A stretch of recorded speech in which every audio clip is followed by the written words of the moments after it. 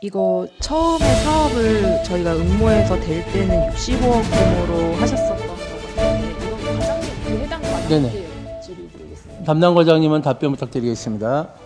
네, 네, 경제진입 과장입니다. 네, 당시에 이제 저희가 이 사업을 응모할 때는 총 사업비 65억 규모로 이제 응모를 했었는데 공모 사업에 네. 그때 당시에는 건물 규모가 어떻게 됐었나요? 입주 인원이 65인으로 되어 65명이요? 네.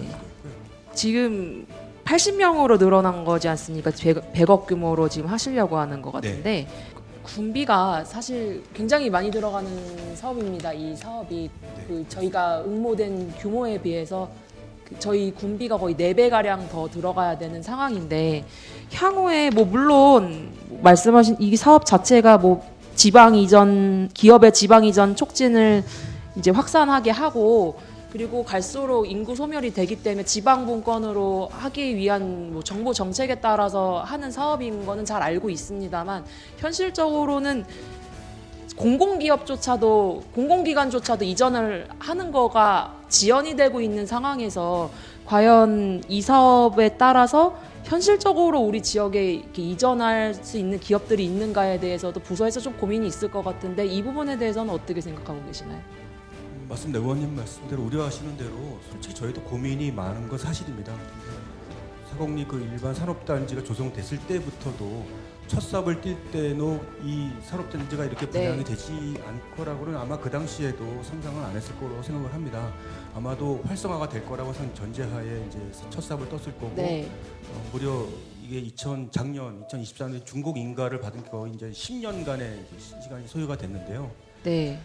그러면 저희가 되돌아본다면 이 산업단지는 과연 그렇다면 우리가 무엇을 기초 시설을 무엇을 해놨는가를 한번 짚어봤을 때 이 기업을 위한 시설은 지금 현재 전혀 없는 상태입니다. 그러다 보니까 이러한 사업을 계획을 하게 됐고 그래서 최초의 2023년도에 건립 계획을 세웠을 때는 최소한의 규모였던 65명으로 계획을 해서 그때 계획을 했었던 거고 그다 마침 이제 행안부에서 이러한 공모 사업이 내려와서 저희가 그 당시에 건립 계획을 세웠던 걸 가지고 응모를 하게 됐던 거고요. 그리고 뭐 지금 100억 규모로 하게 된 거는 그러면 지금 시점이 많은 지난 이 시점에서 그렇다면 65명보다는 저희가 당초 예상 입주 인원은 지금 타당성에서는 한 120명 정도가 나옵니다. 그래서 그 규모를 더 축소시켜서 최소한 80명으로 잡아서 하자 해가지고 그 추후에 이제 80명으로 이제 그래서 100억 규모로 예산을 세우게 된 겁니다. 그 향후에 이게 좀 활성화가 돼야 이제 이 시설도 빛을 발할 것 같은데요. 그 일반 산업단지가 좀 활성화가 되기 위해 저희가 어쨌든 유치를 해야 되지 않습니까? 이 부분에 대해서는 좀 계획해 두신 게 있으실까요?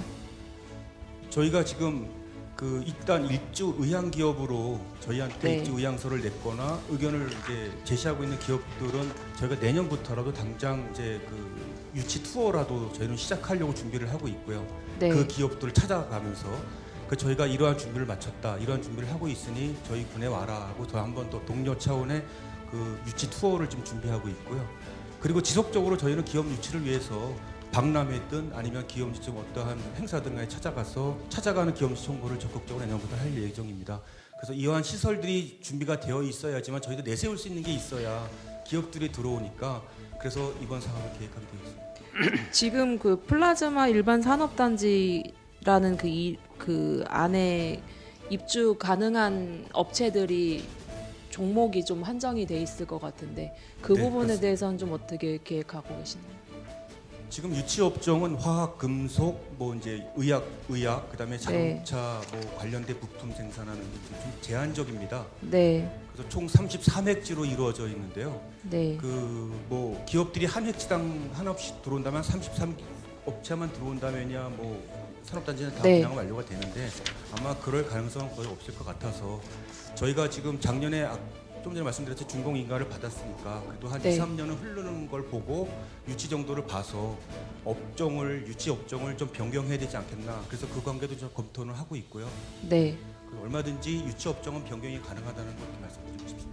그 지금 유치 업종들이 뭐 아까 자동차 이런 것들을 말했는데 그 현실적으로 거기에 그 제조업에 일하시는 그 연령대를 봤을 때 우리 지역에 그만한 인구가 있는가에 대해서 좀 봤을 때는 좀 냉정하게 보자면 현실적으로 좀 어렵다는 입장입니다. 저는 그렇다고 하면 이런 인구 우리가 어느 정도 제조업이 됐든 뭐가 됐든 이런 인구들이 유입이 될 수 있고 우리가 좀 어느 정도 인구가 받쳐줘야 이런 업체들도 들어온다고 생각이 되기 때문에 이 부분에 대해서는 부서에서 더 검토를 해주셨으면 좋겠고 뭐 물론 일반 산업 단지이기 때문에 플라즈마와 연관 짓는 건 좀 무리라는 생각도 있습니다만 그동안 이 일반 산업 단지가 여기에 조성이 됐고 이런 추진 과정을 봤을 때는 우리 플라즈마 연구원의 이런 사업들이 강하게 연결이 되어 있다고 본의원은 생각을 합니다.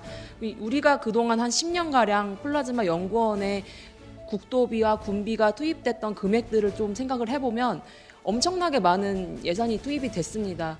이런 것에 대해서 부서가 물론 부서의 전적인 책임은 아닙니다만 부서에서도 이 부분에 대해서 정말 심도 있게 고민을 해주시고 만약에 이걸 졌을 때 이 기업이 유치가 되지 않았을 때 과연 이 시설을 방치가 되지 않습니까? 그럼 이거에 대해서 유지 관리비는 어떻게 할 것인지, 운영은 어떻게 할 것인지에 대해서 정말 한번 불확실하겠죠. 금액을 산출하는 건 현실적으로 맞지도 않고 공공요금도 계속 오르고 있기 때문에 산출하는 건 어려운 건 압니다만 이 부분에 대해서 정말 고민을 많이 해주셨으면 좋겠습니다. 이거 정말 적지 않은 군비가 저희가 공모한 것보다 4배가량이 더 들어가는 사업입니다. 이거에 대해서 부서에서 정말 심도 있게 그리고 이 부분에 대해서 어떤 의도로 의원이 동의를 해주고 하는지에 대해서 정말 고민 많이 해주셨으면 좋겠습니다.